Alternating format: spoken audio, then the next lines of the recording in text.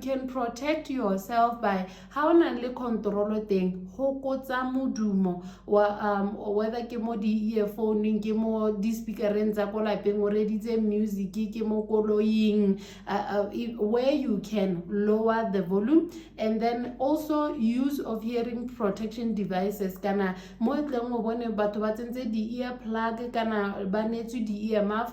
Some workplaces offer that to their people, and it should be mandatory as a protective professional clothing, or ba provided those equipment or those devices as part of PPE.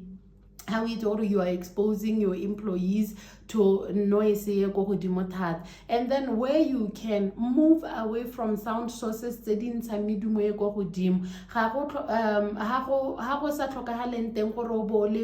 close to the source of sound. Move away just to protect yourself, and then also make sure you get regular hearing screenings before you even go to be employed. It should be a standard procedure go and get your hearing checked out so that go pele go kgona go monitoriwa, and ga o ne disadvantaged ha o tla tlhokana le thuso teng o setse o na le mathata.